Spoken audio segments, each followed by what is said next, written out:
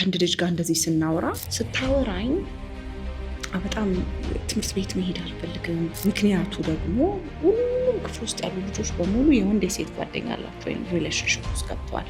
እኔ ብቻ ነኝ የቀረሁት እና ቡል ተደረኩኝ እና ሰው ሁሉ የገባበትን ውስጥ መግባት ነበረብኝ። ስላልገባው ግን ቡል ተደረኩኝ። በጣም የተሰማኝ ስሜት የዝቅተኝነት ስሜት ነው። ስለዚህ ትምህርት ቤት መሄድ አልፈልግም። ልጅቷ ያለችው ልጆች በአጠቃላይ ለቡሊንግ ሲጋለጡ ነገሮችን ራሳቸውን ከሁኔታው ነጥለው የማየት እንትን የላቸውም፣ ብቃት የላቸውም። ኢንተርናላይዝ ወደ ውስጣቸው ነው የሚወስዱት። ስለዚህ ከራሳቸው ጋር ያገናኙታል። ማረባ ሰው ነኝ፣ ዋጋ የለኝም፣ ህይወቴ ምንም ዋጋ የለውም። የተለያየ ብዙ የተጋለጡ ልጆች መነሻው ያልታወቀ የአካላዊ ህመሞች ኤግዚቢት ሊያደርጉ ይችላሉ።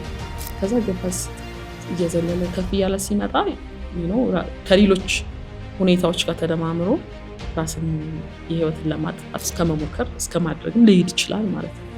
ምን አድርገን ብናሳድጋቸው ነው? ምን ብንሰጣቸው ነው? ምን ፊድ ብናደርጋቸው ነው? አንዳንድ ነገሮች በዚህ መጠን ልጆቹ ጨካኝ የሆኑት በጣም ያንግ ናቸው። ካየሽ ገና ማለት ልጆች መላእክት ናቸው፣ ምንም ያውቁት የለምና እኛ ወላጆች እንዴት አድርገን ብናሳድጋቸው ነው? ምን ብንሰጣቸው ነው ብዬ ሁሉ አስባለሁ። ብዙ ነገር መልቀቅ፣ ማሳፈር፣ ቦዲ ሼሚንግ ትንሽ ይከብዳል እያየናቸው ያሉት ነገሮች።